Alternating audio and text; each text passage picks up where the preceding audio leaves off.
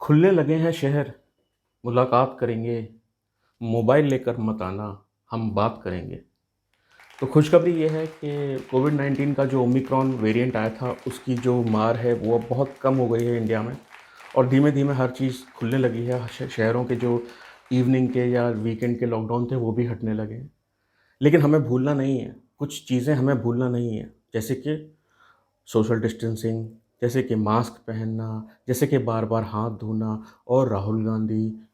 हाँ, मतलब ये भी ज़रूरी है, मतलब इन सब चीज़ों को भूलना नहीं है, याद रखिएगा। आलिया भट्ट की अवेटेड मूवी फ़िल्म गंगूबाई गायकवाड़ रिलीज़ हुई 25 फरवरी को और मूवी अच्छी है, नो डाउट आलिया भट्ट ने बहुत अच्छा काम किया है।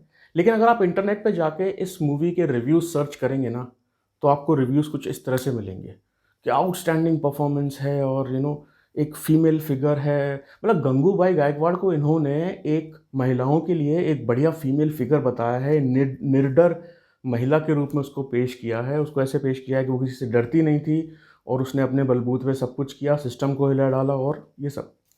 जबकि क्या आप जानते हैं कि गंगूबाई गायकवाड़ असल में जो कैरेक्टर था, जो लेडी थी, वो कौन थी? वो एक पिम्प थी। पिम्प समझते हैं ना आप? मैं हिंदी में नहीं बताऊंगा, मतलब थोड़ा सा गंदा लगता है। वो एक ड्रग डीलर थी जो कि ड्रग सप्लाई करती थी। वो लड़कियों की तस्करी करती थी और अनगिनत मर्डर हुए हैं।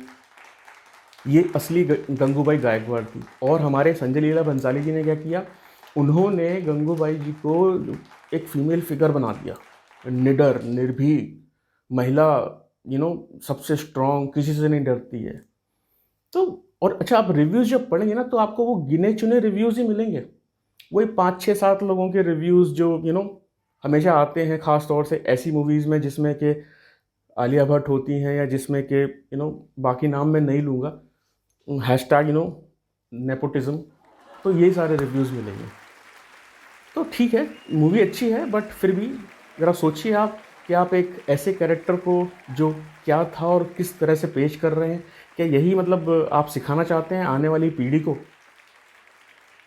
वहीं एक मूवी आ रही है जिसका नाम है द कश्मीर फाइल्स। अग्निहोत्री जी की मूवी है ये। द कश्मीर फाइल्स एक ऐसी मूवी है जिसमें कि कश्मीरी पंडितों के बारे में सच्चाई बताई गई है कि उनके साथ क्या हुआ था कश्मीर में। लेकिन अगर आप, अभी ये मूवी रिलीज़ नहीं हुई है, प्री रिलीज़ का सिर्फ एक ट्रेलर आया है और उस ट्रेलर पे उन्हीं लोगों ने, जिन लोगों ने गंगूबाई गायकवाड़ पे कमेंट किए थे, रिव्यूज़ किए थे, उन्हीं लोगों ने कितने भद्दे और नकारात्मक विचार अपने पोस्ट किए हैं। क्यों भाई? अच्छा सोचिए, अगर इसमें आलिया भट्ट की जगह कंगना रनावत होती तो क्या ये रिव्यूज सेम होते? अब समझ में आया मुझे क्यों योगी जी जो हैं वो बॉलीवुड को शिफ्ट कराना चाहते हैं नोएडा में, यूपी में। नई खबरों में बिहार सरकार ने अब शराबबंदी को पूर्ण रूप से ख़त्म करने के लिए, उसकी जो तस्करी होती है और उसकी जो छोटी छोटी शराब की फैक्ट्रियां लगी हुई हैं, उनके ऊपर नज़र रखने के लिए, उनको बंद कराने के लिए हेलीकॉप्टर यूज़ करने शुरू कर दिए। मतलब अब जो ऑफिसर्स हैं वो हेलीकॉप्टर में बैठकर पूरे बिहार के ऊपर घूमेंगे और शराबबंदी को एक वो बनाएंगे कि हाँ भाई, पूरी रूप से शराबबंदी हो चुकी है बिहार में। आप समझ रहे हैं ना? हेलीकॉप्टर, मतलब ड्रोन और वाटर बोट्स तो पहले से ही चल रही हैं। ड्रोन वगैरह से सही सब पहले से कार्यक्रम हो रहा है, जहाँ पे शराबबंदी को रोकने के लिए और शराब कहीं पे जहाँ बन रही है उसको बंद कराने के लिए सब यूज़ हो रहा है। तो इसके लिए हम ये कहेंगे कि बिहार सरकार को याद है कि उसके ऊपर 1,63,000 करोड़ का कर्जा है और वहाँ पे आप 5 से 6 लाख रुपए रोज़ खर्चा कर रहे हैं इन हेलीकॉप्टर्स के लिए। ये बिहार सरकार है। सबसे ज़्यादा गरीबी बोलते हैं बिहार में है और उस गरीबी को मिटाने की बजाय आप ऐसा कर रहे हैं जहाँ पे आप 5 से 6 लाख रुपए।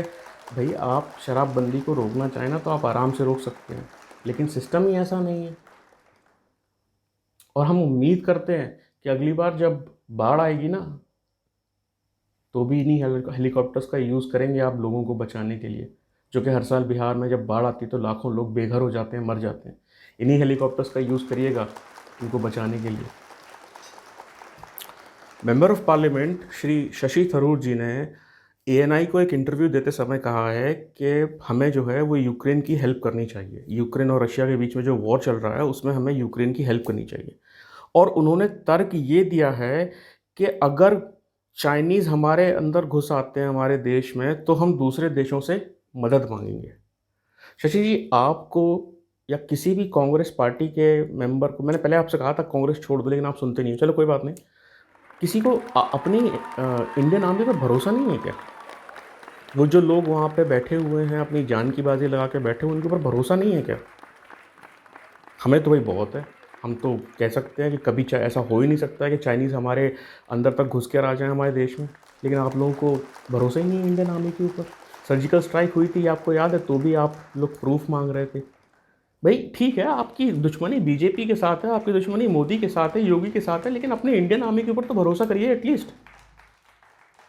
और इसके लिए हम ये भी कहेंगे शशि थरूर जी से कि एक काम करिए सर, जो गांधी जी का चरखा है ना वो भेज दीजिए आप यूक्रेन, सब कुछ सॉर्ट आउट हो जाएगा। जो इंटर कॉन्टिनेंटल ब्लास्टिक मिसाइल्स जो होती है ना, उससे भी तेज़दार हथियार है गांधी जी का चरखा, उसको भेज दीजिए। युद्ध भी बंद हो जाएगा और यूक्रेन आज़ाद भी हो जाएगा।